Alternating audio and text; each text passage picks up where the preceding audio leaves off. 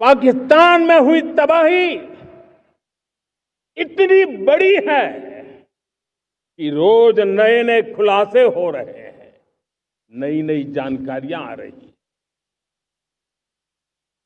मेरे प्यारे देशवासियों, हमारा देश कई दशकों से आतंक को झेलता आया हुआ है। देश के सीने को छलनी कर दिया गया है। अब हमने एक न्यू नॉर्मल प्रस्थापित किया। आतंक को और आतंकी को पालने पोसने वालों को, आतंकियों को ताकत देने वालों को अब हम अलग अलग नहीं मानेंगे।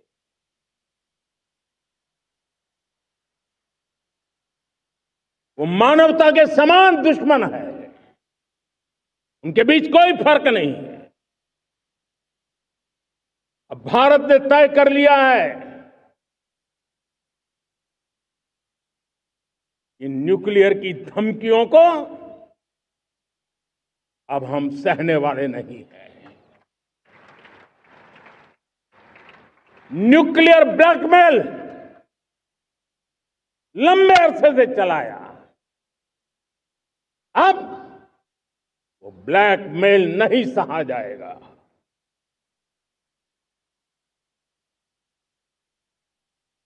आगे भी अगर दुश्मनों ने ये कोशिश जारी रखी, हमारी सेना तय करेगी, सेना की शर्तों पर, सेना जो समय निर्धारित करे उस समय पर, सेना जो तौर तरीके तय करे उस तौर तरीके से, सेना जो लक्ष्य तय करे उस लक्ष्य को अब हम अमल में ला करके रहने वाले हैं। हम मुंह तोड़ जवाब देंगे। मेरे प्यारे देशवासियों, भारत ने तय कर लिया है, खून और पानी एक साथ नहीं बहेंगे।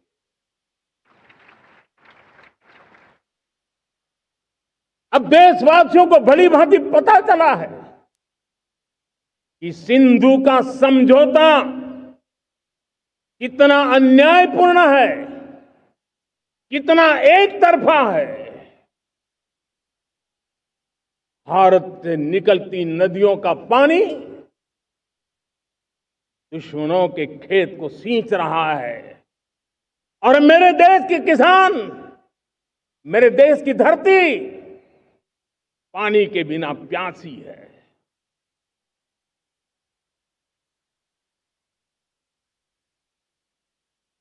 ये ऐसा समझौता था जिसने पिछले 7 दशक से मेरे देश के किसानों का अकल्पनीय नुकसान किया है।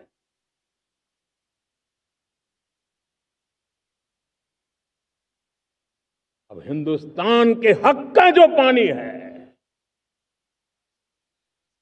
उस पर अधिकार सिर्फ और सिर्फ हिंदुस्तान का है, हिंदुस्तान के किसानों का है। भारत कतई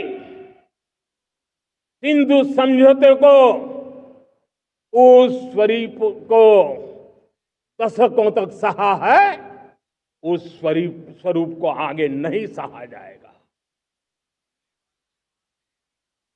किसान हित में, राष्ट्र हित में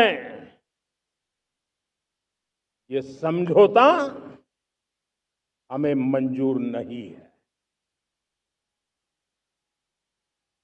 मेरे प्यारे देशवासियों, आजादी के लिए असंख्य लोगों ने बलिदान दी, अपनी जवानी खपा दी।